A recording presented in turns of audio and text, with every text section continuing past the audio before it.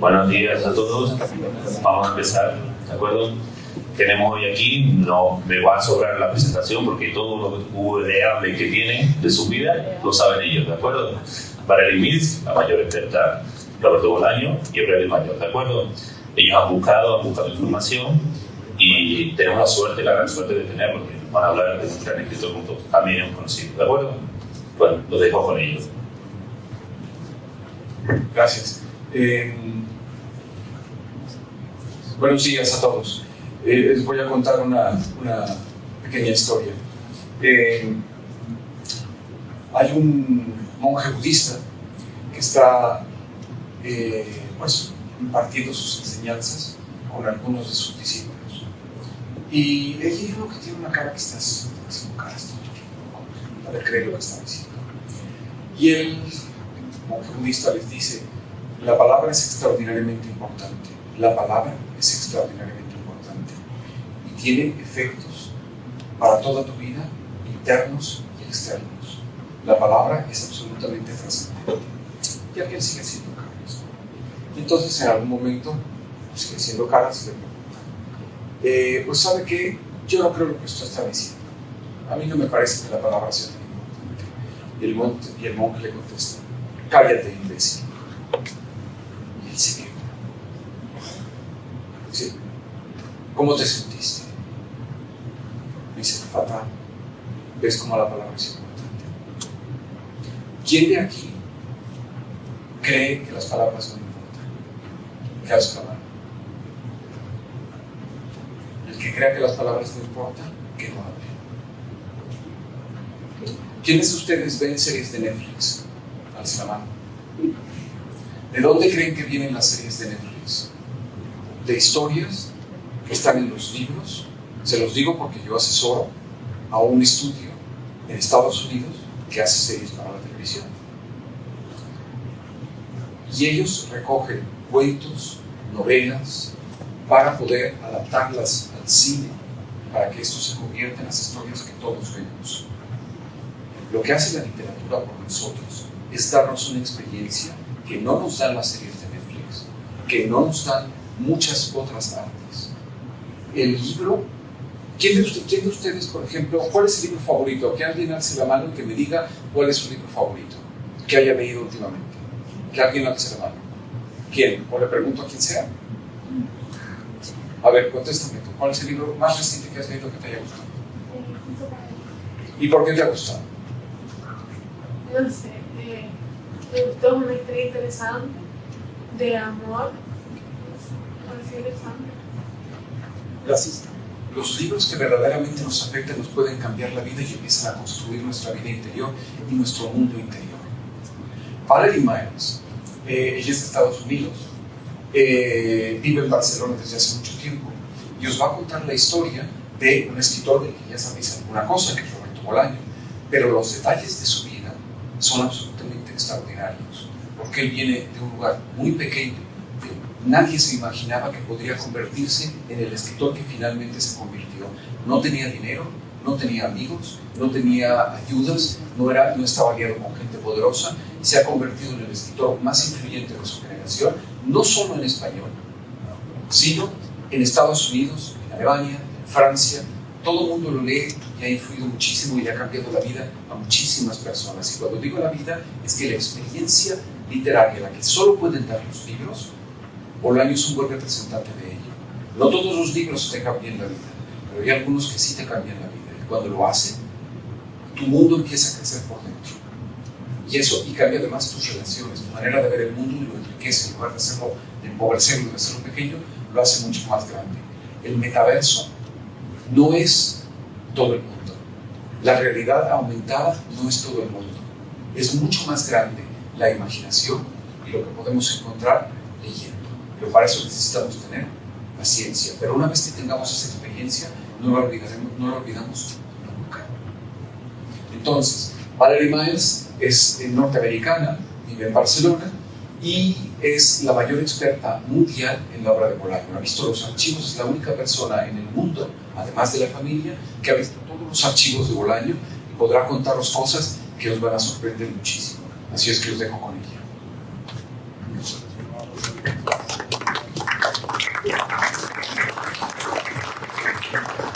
Pues muchas gracias, Aurelio, muchas gracias por la invitación para estar aquí y que están todos, estáis todos vosotros aquí para hablar un poco de Bolaño y la literatura y lo que puede hacer.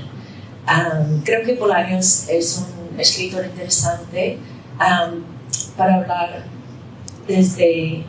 con jóvenes, porque su vida demuestra que cualquier cosa es posible, básicamente.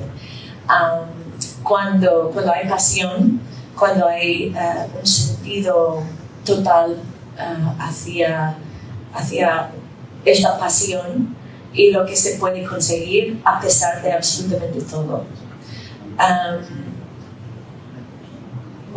Voy a dar como algunos detalles de esta vida y vamos a ver un vídeo. Yo ayudé después de trabajar tantos años en su archivo y trabajé con la familia organizando todos los documentos. Bolaño fue muy pobre durante mucho tiempo, lo cual quería decir que no podía ni siquiera comprar una máquina de escribir, con lo cual él escribió a mano durante muchísimos años. Y luego, cuando por fin pudo comprar una máquina de escribir manual,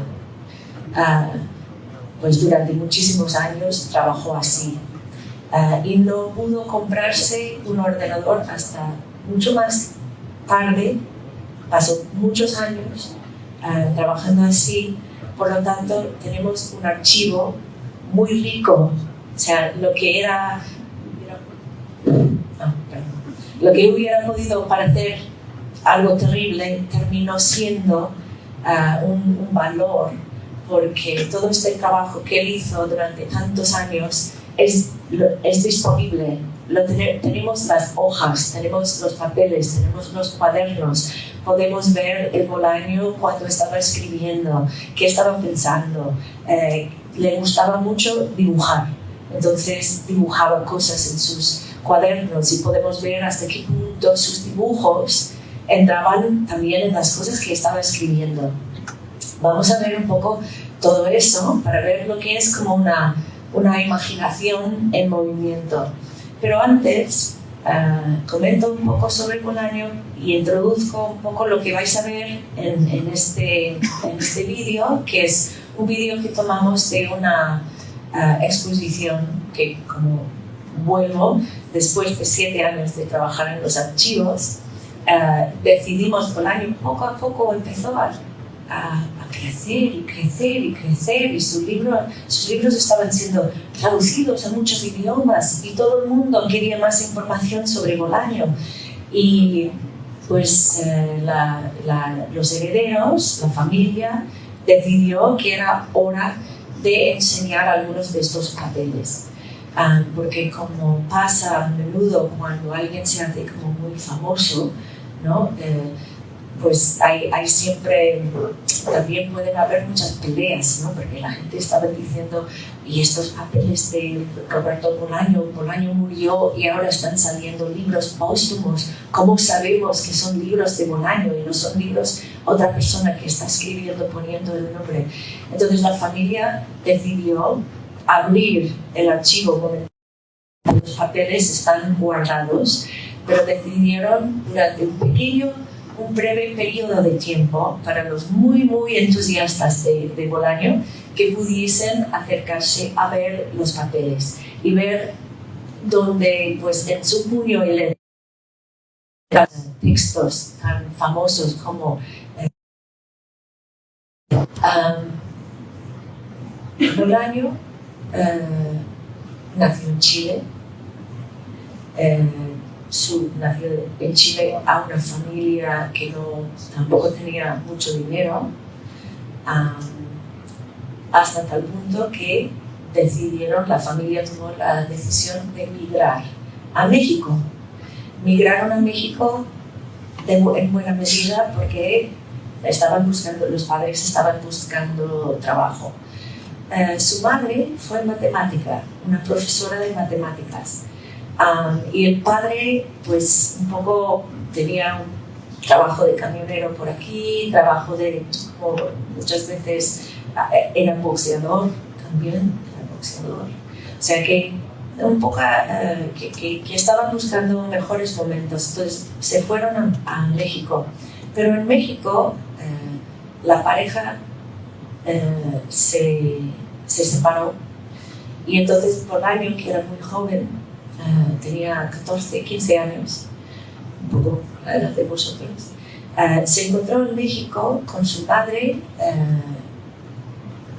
y su padre no tenía papeles y su madre fue llevado a la comisaría, la sacaron del colegio donde estaba trabajando.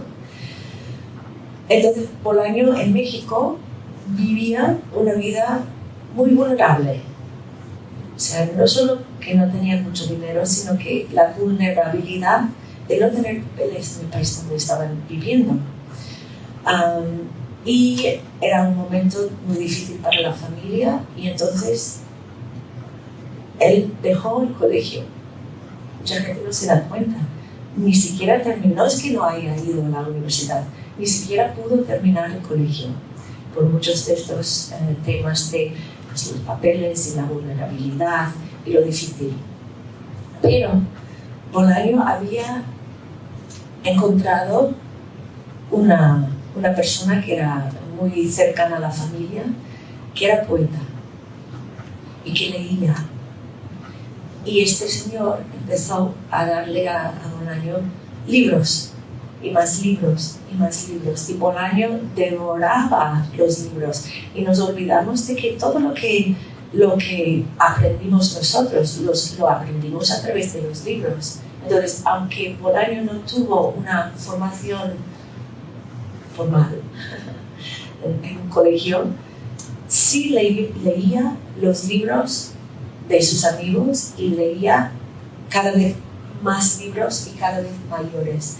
Y se notaba que tenía una cierta facilidad por la lengua.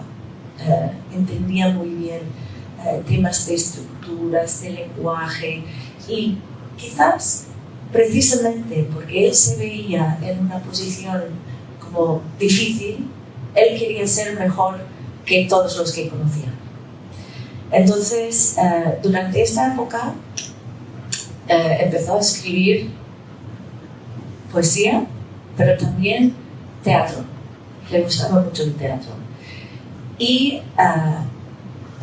encontró un grupo de amigos que se juntaron, que se leían las obras, las unas y las otras, y crearon un pequeño grupo de amigos que se llamaban los infrarrealistas. No sé si habéis estudiado algo de los infrarrealistas, que eran... No, todavía no. Pues los infrarrealistas eran como muy traviesos, exacto, es la palabra. Muy traviesos, revolucionarios, lo típico que eran los jóvenes, ¿no? La petulancia de la juventud, los padres, ¿no? Querían hacerse un hueco y un lugar en la escena literaria. Entonces, ahí con los infrarrealistas empezaron a publicar poesía, pero también iban, ¿lo pueden contar? ¿Sí? Bueno, empezaron a ir a los recitales de poesía de los poetas muy famosos y empezaron a gritar y rompían y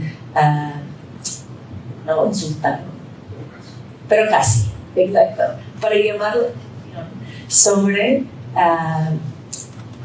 el hecho de que hay una joven generación que tenemos muchas ganas y queremos un espacio, ¿no? Para ellos era pues, la manera pues, un poco radical de llamar la atención sobre sus ganas ahora de irrumpir en el escenario. Con los infrarrealistas empezaron a escribir, empezaron a estudiar, leían mucho, sobre todo, o sea, Bolaño lo que era, y él decía, sobre todo antes que escritor soy lector, ¿no? Lo que más le gustaba era que la gente se daba cuenta hasta qué punto él leía. Y yo creo que de alguna manera el hecho de que Bolaño era este tipo de escritor contestatario en contra del establecimiento, que gritaba en los recitales de los poetas más importantes del país, era también alguien muy instruido porque había leído tanto. Entonces la gente pensaba que este es un tonto radical salvaje, pero resulta que no. Lo que pasa es que venía quizás de un estrato social que no se asociaba tanto con el poder del establecimiento, pero resulta que este señor, que había pasado tanto tiempo leyendo, tenía un pozo de conocimiento acumulado que cuando los muy importantes intentaron insultarlo, no lo podían hacer, porque él había leído al menos lo mismo que ellos, sino más, y que tenía una manera nueva de trabajar esta riqueza, ¿no?, de la lectura que tenía, porque él venía de otro lugar. Entonces, con todo esto, Bolaño llega a un momento en el que la familia, la madre de Bolaño y su hermana deciden migrar a España, y la madre se queda un poco enferma cuando está en Barcelona, y Bolaño se tiene que ir de México para llegar a España. Bolaño estaba muy contento en México. Estaba, pues esto, causando muchos estropicios en México. Estaba muy contento, tenía un grupo de amigos, todos los infrarrealistas, y estaban empezando a publicar, empezando, ¿no?, por fin a tener lectores. Pero por una situación familiar se tuvo que ir a España. Y nuevamente pasó varios años sin papeles.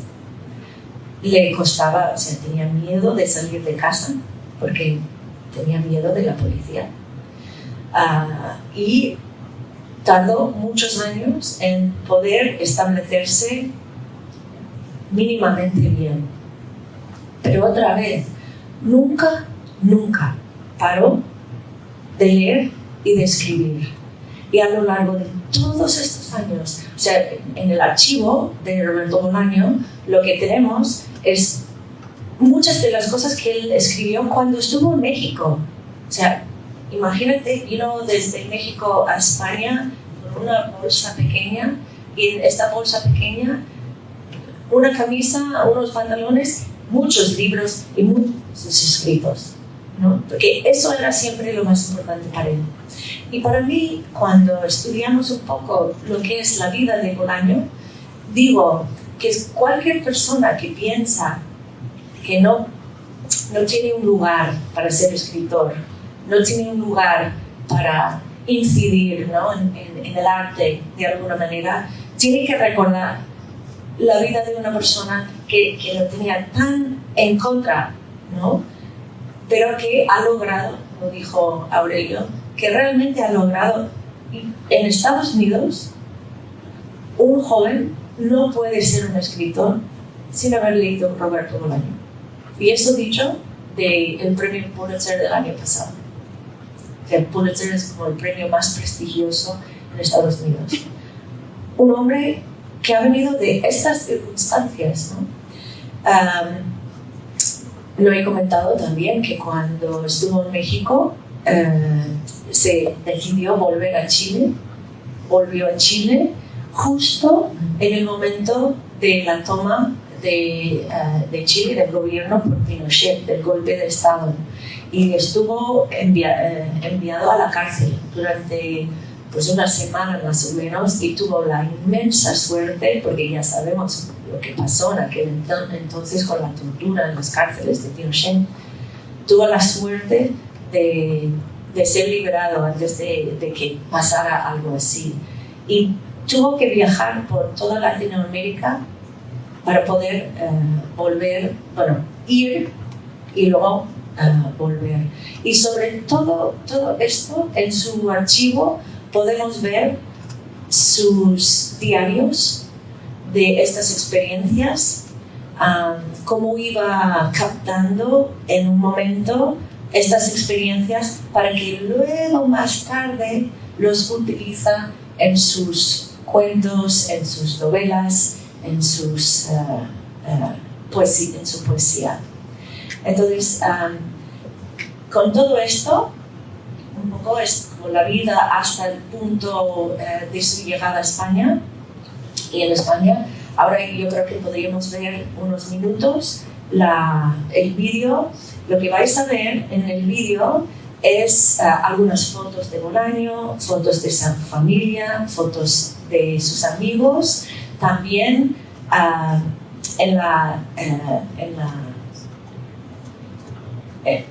veremos en unas vitrinas algunos de estos papeles a lo largo del tiempo. Y yo voy a bajar para mirarlo y para parar. No, lo puedo ver aquí. Voy a ir como parando para enseñaros algunos detalles, ¿vale?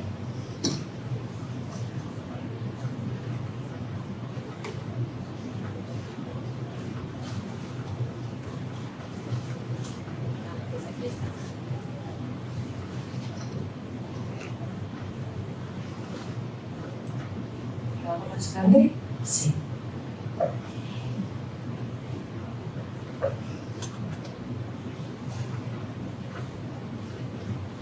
No se oye el sonido. Sí.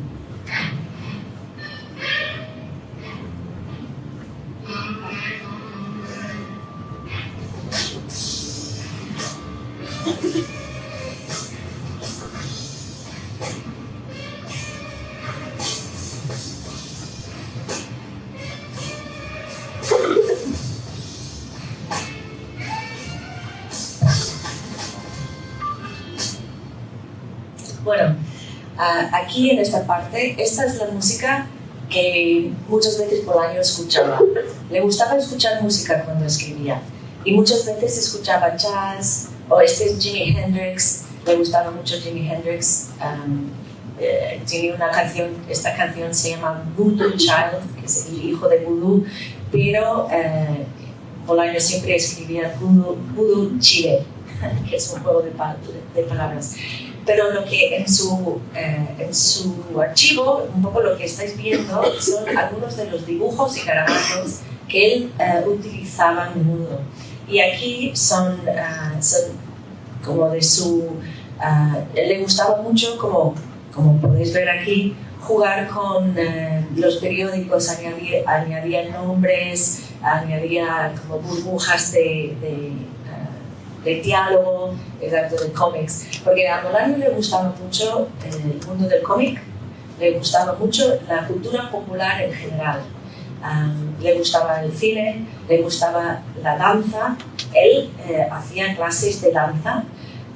También le gustaba mucho la ciencia ficción y durante la primera época estaba intentando adaptar su poesía a, de alguna manera, entrar en el género de la ciencia ficción.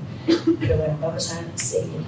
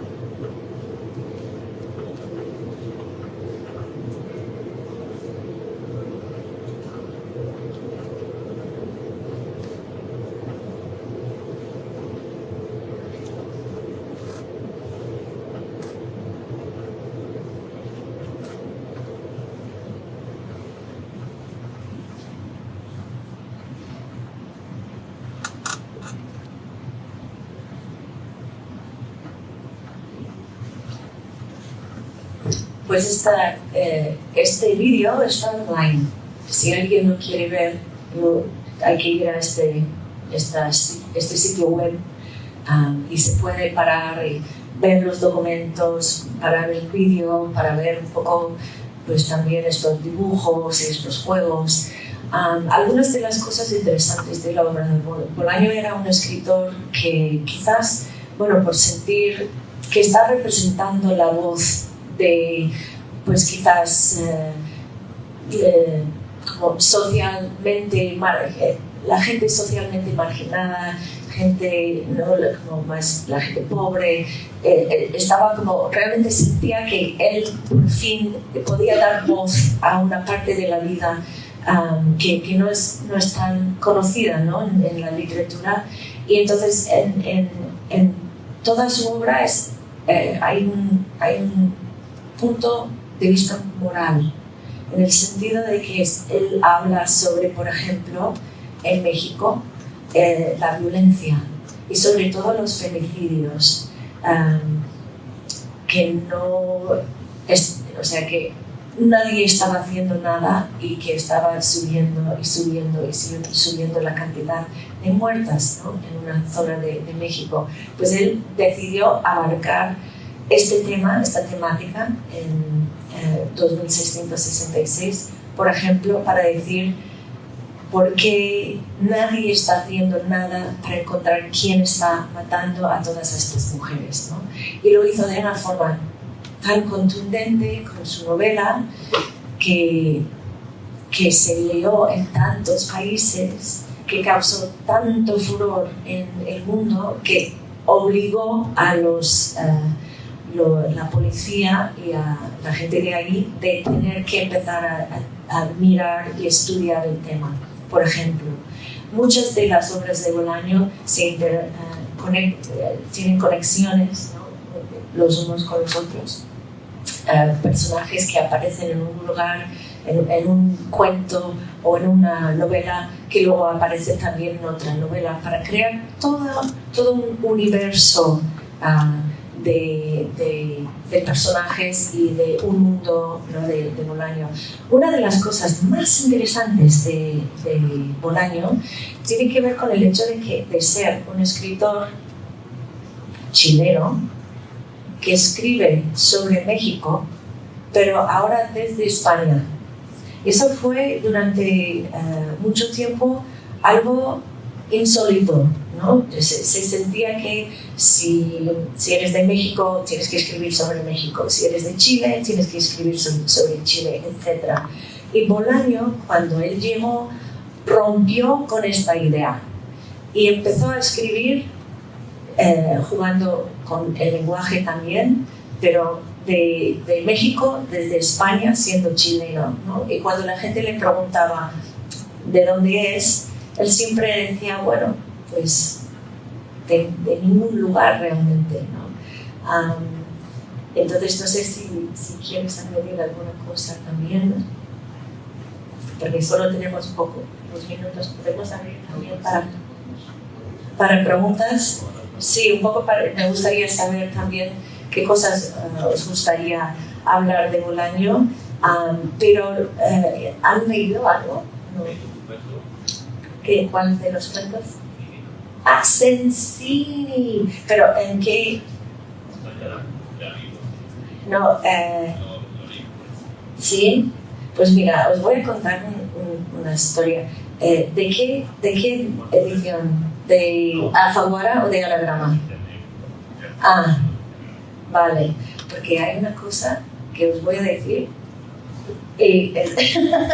Porque, bueno, Bolaño, este cuento es una obra maestra, este cuento, y os invito a leerlo varias veces, porque no creáis que con leer una sola vez las cosas es suficiente. A veces hay que darle tiempo, porque en la relectura salen nuevas cosas que no has visto la primera vez o la segunda vez. Cada vez que vuelves a leer es como el mar, ¿no? Que el mar cambia, cada vez que entras en el mar es otro mar. Pues la lectura es así, y cuando tú vuelves a leer algo, tú eres otra persona. Han pasado cosas diferentes cada día. Hoy has comido demasiado y lo sientes bien, o hoy has podido hacer deporte y sientes bien, lo que sea. Eres una persona muy diferente. Te puede haber pasado cosas tremendas, cosas tristes, cosas felices. Entonces, cuando tú vuelves al texto, eres otra persona. Pues en este texto de Sensini se trata, como sabéis, de un señor que se da cuenta de que en los concursos populares de literatura encuentra a otro escritor que es como un maestro y no se lo puede creer, ¿no? Entonces toda la historia es un poco la historia de estos dos señores que se encuentran compitiendo en los concursos populares. Pero si vemos al final del cuento, hay una nota a pie de página. Y en esta nota de pie de página, ¿alguien recuerda lo que dice? Yo lo leí yo al final. No llegasteis. Pues veráis.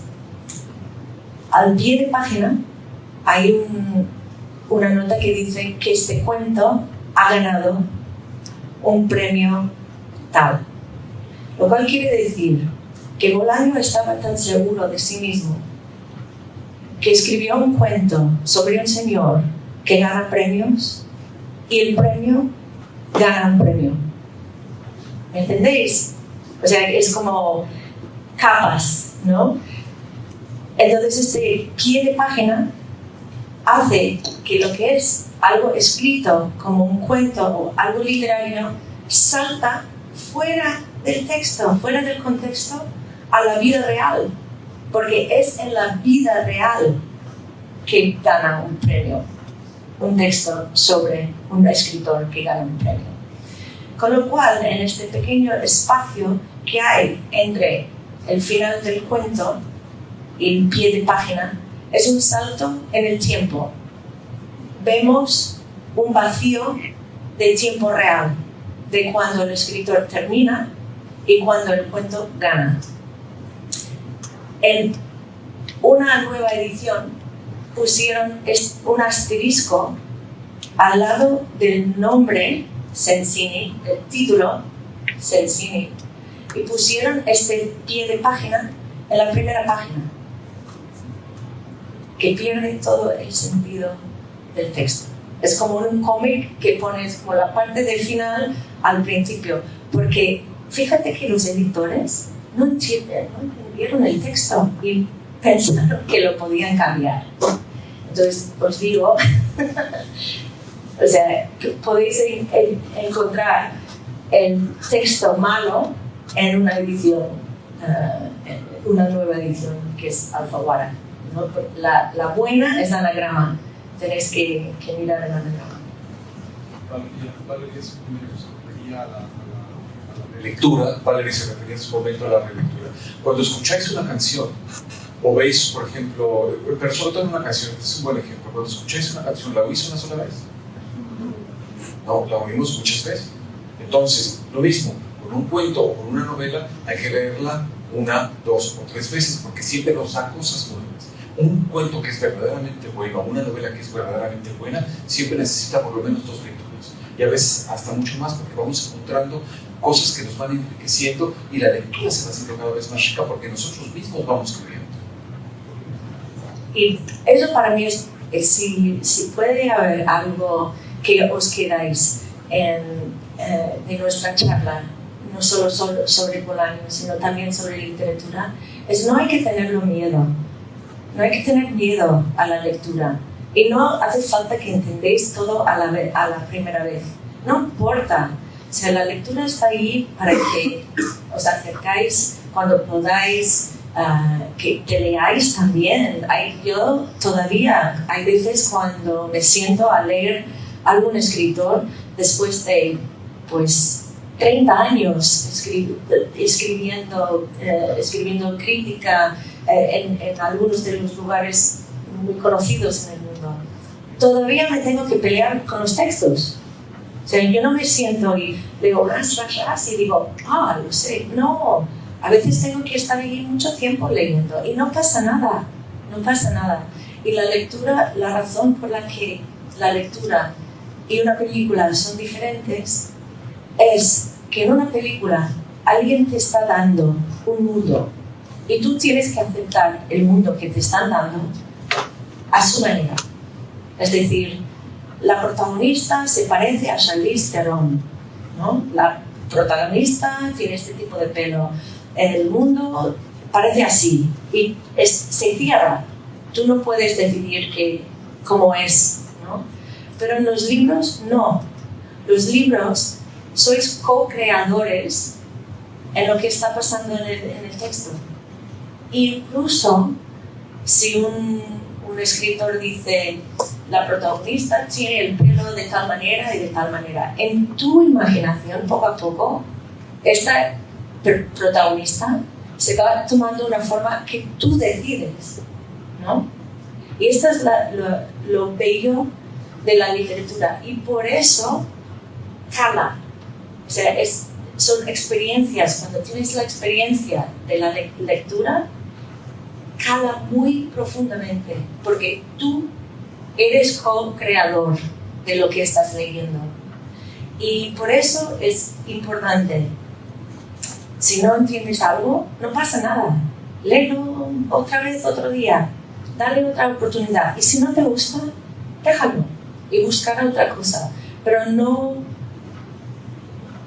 perdáis lo que es esta auténtica experiencia de la lectura y de crear tú o vosotros mismos lo que es esta obra.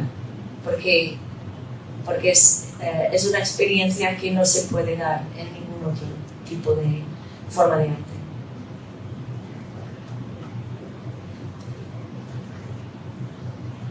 Quisiera intervenir un momentito a las palabras de Valerie. Lo hemos visto, Roberto Bolaño, no pudieron con él. Las clases altas no pudieron con él. Es el poder, voy a resumirlo brevemente a nuestro dialecto, es el poder del conocimiento, chicos.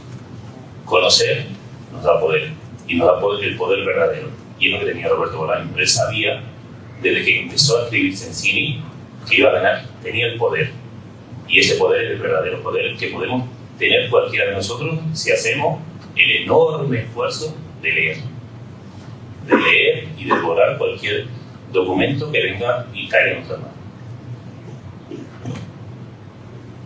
Si tenéis conocimiento del mismo modo que Bolaño lo tuvo, cuanto más profundo es este conocimiento, no os podrán manipular. Podréis decidir vosotros vuestro propio destino y el destino político del país.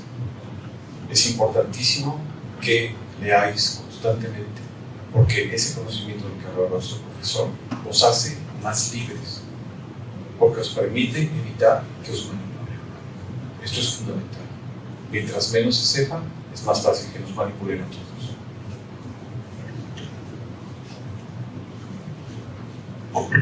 Bueno, vamos a terminar. Ellos también son escritores y tienen el poder, ¿de acuerdo? Efectivamente, tienen el poder y hay una sorpresa por ahí que ellos están encantadísimos, lo sé, de leerle sus composiciones. Empezamos, Carmen. Cualquiera el orden es el que quiera, ¿de acuerdo?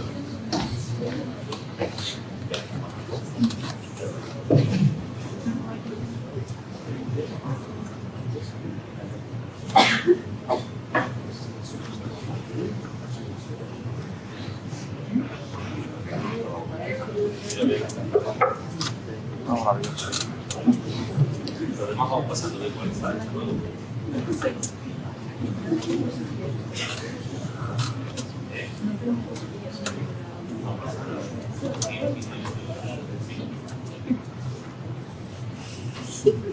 La obra se llama Ignorancia.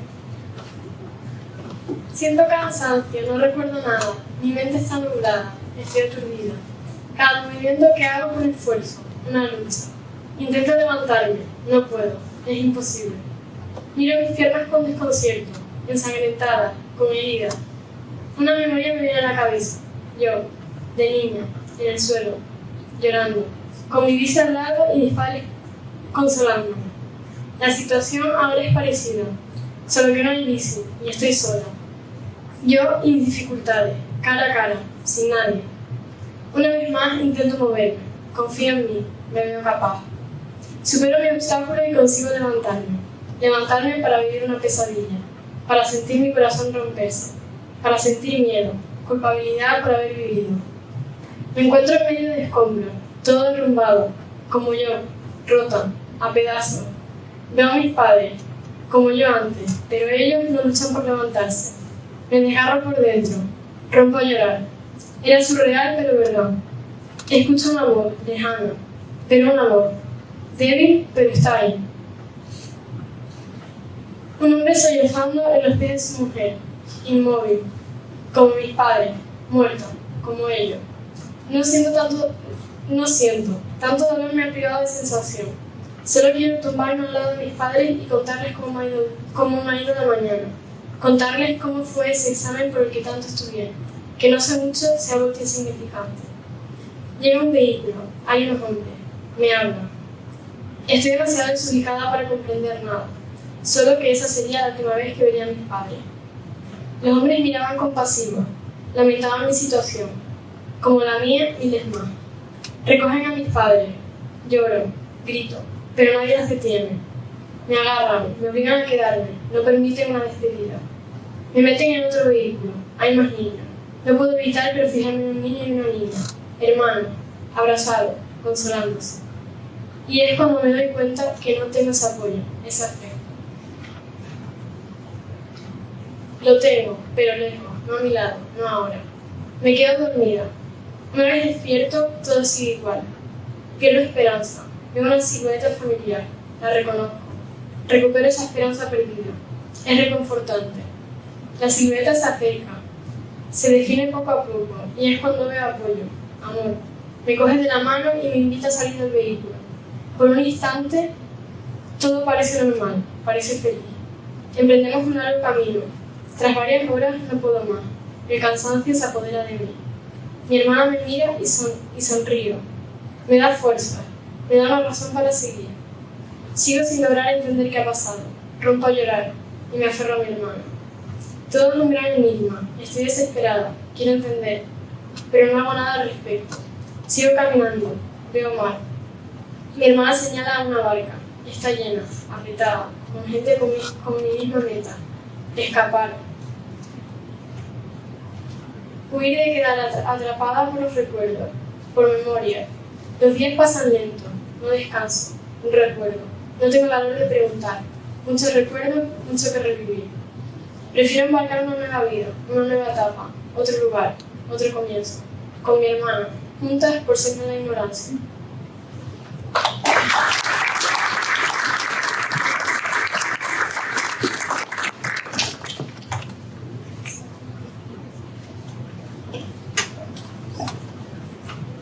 La obra se llama Alma Gemela. Desde pequeños nos han hablado del amor.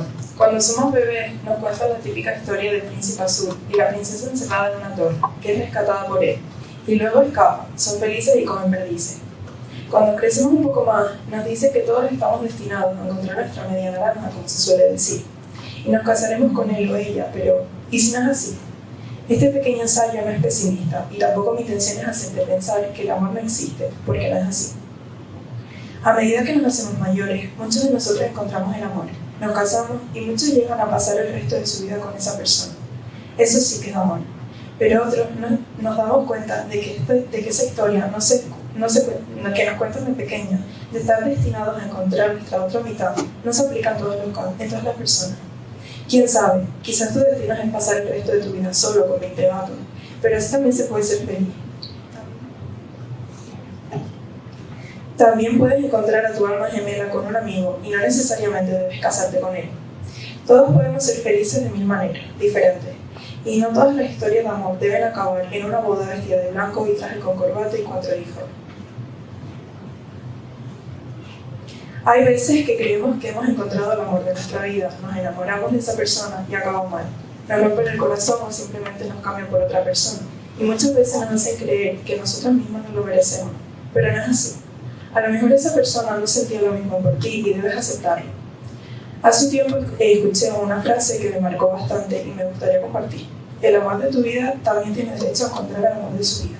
Y si realmente le amas, debes dejar que esa persona sea feliz, aunque no sea contigo. Creo que todos deberíamos escucharlo alguna vez en la vida. Después de leer esto, espero que de alguna forma te haya servido de algo. Pero recuerda, antes de ofrecerle todo el amor que puedas a alguien, aprende a amarte a ti primero. Porque al final de todo, pase lo que pase, quien va a estar ahí siempre para ti, eres tú mismo.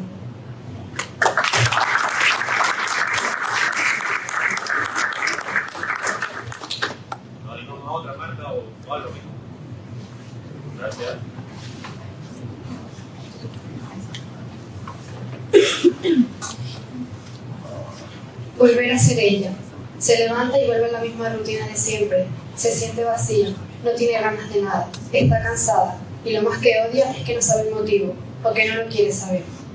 Se mira al espejo y no le gusta lo que ve. Sus ojos se llenan de lágrimas, el brillo de su mirada ya no está, su sonrisa no existe, ha desaparecido. Se siente perdida, reemplazada, siente que no encaja, las cosas no le salen bien y empieza a sentir un odio que no quiere sentir, un odio que va acabando con ella día tras día, un odio que la ha hecho cambiar, un odio contra el que tiene que luchar, un odio que le consume, un odio que la hace desconfiar. Van pasando los días y nada cambia, todo sigue igual. Ella se va alejando y encerrando en sí misma. No quiere hablar, no quiere sentir, y en esos momentos las lágrimas empiezan a caer, caen y caen. No se acaban, se siente rota. En esos momentos quiere desaparecer y no volver. Los días siguen pasando y no se siente segura con nadie, ni con ella misma. No puede más, ya está cansada. Y está cansada de esta situación. Ella piensa en cómo era antes y se echa de menos. Quiere volver a ver el brillo en su mirada. Quiere volver a ver su sonrisa. Quiere volver a ilusionarse. Quiere volver a ser ella. Empieza a luchar contra sus inseguridades. Es lo más difícil, pero lo más que necesita. Lo intenta, pero no puede. Así que pide ayuda. Pide ayuda a las dos personas que siempre han estado junto a ella. A dos personas en las que sí puede confiar. Parece que las cosas mejoran. La sonrisa regresa. Pero es una sonrisa verdadera o una sonrisa para evitar preguntas. Solo ella lo sabe. Y se da cuenta de que no es una sonrisa verdadera. Y vuelve a lo mismo de siempre. Pero esta vez en silencio. Esta vez no cuenta con nadie. Piensa muchas cosas. La cabeza le da 1000 vueltas a todo. Es un mar de dudas, de miedos, de inseguridades. Vuelve a esos días en los que no siente nada. Pero estos son peores. Siente que está viendo la vida pasar y que no puede hacer nada. Está bloqueada, inmóvil. No puede avanzar. Lo intenta, pero no puede. Está muerta por dentro, pero con una sonrisa por fuera. Ella no necesita ayuda, puede sola, o eso es lo que piensa. Los momentos de recuerdos vuelven, se acuerda de las personas que le quieren, de las personas con las que es verdaderamente feliz, de las personas que le han sacado una sonrisa cuando caía una lágrima. Se da cuenta de lo feliz que era y no se daba cuenta. Entonces, en esos momentos de recuerdo, algo en ella cambia. Ella quiere volver a sentir, ella está segura de que va a volver a sentir. Después de sanar, empieza a reflexionar y vuelve la sonrisa, esta vez la de verdad.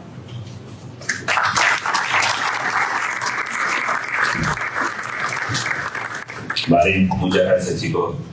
Marta se escapó, vamos a dejarlo por aquí. Vale, este es un concurso literario que hacemos todos los años, juegos plurales, si estamos en Barcelona.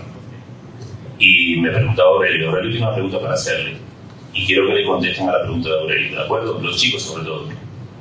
Bueno, ¿hay alguno de ustedes que haya escrito algo que quiera compartir con nosotros? No lo han traído. ¿No lo han traído? Y la pregunta era, hablábamos aquí mientras estaban leyendo, si los chicos escriben y si escriben bien. Y yo les digo que sí, mucho, y que escriben bien, que tenemos ganadores del certamen literario este año. Carlos, ¿verdad? Carlos ganó, Fiorella también, entonces... pero te veo.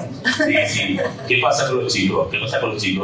Que hay que esconderse, y es un hándicap en cuanto a la literatura que no tiene por qué existir y que la sociedad entera, ¿de acuerdo? No tenemos por qué escondernos, porque escribiendo como escribe Carlos, como escribe Ada y como escriben muchas caras que yo veo aquí, no tenemos que escondernos. Todo lo contrario, chicos, todo lo contrario. Sí que escriben, Aurelio, y muy bien además. Por lo tanto, esperanza hay. ¿De acuerdo? También para los chicos hay una película, no sé si vuestra generación la conoce, se llama El Club de los Poetas Muertos, que es muy interesante porque hay una escena donde hay un chico que tiene mucho talento pero que no se atreve a escribir y consigue con el profesor sacar un poema que tiene dentro de sí y resulta que es un poema muy muy interesante y un poco un centro de la película.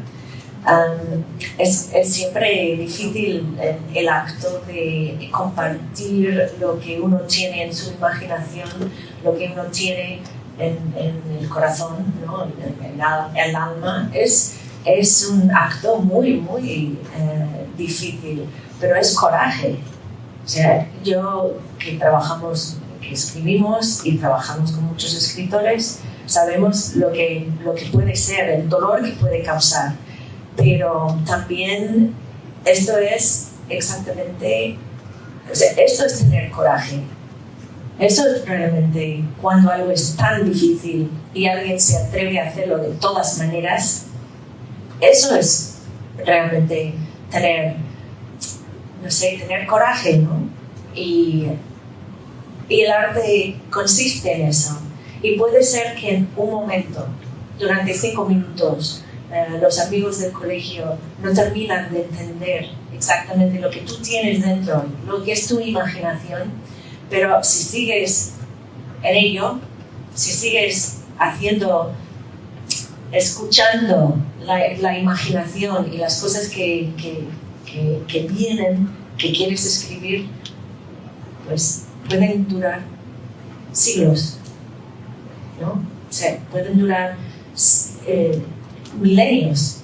O sea, nosotros estamos leyendo a los griegos 2000 años después y ellos se atrevieron. Y seguro que si en el momento en el que estaban escribiendo les molestaba que algún amigo quiere reírse a su costa, pues quizás no hubiera escrito estas palabras que a mí las leo hoy y el mundo tiembla, ¿no? O sea que no hay que tener miedo, porque es un miedo pasajero y el arte dura en el tiempo. Gracias a todos.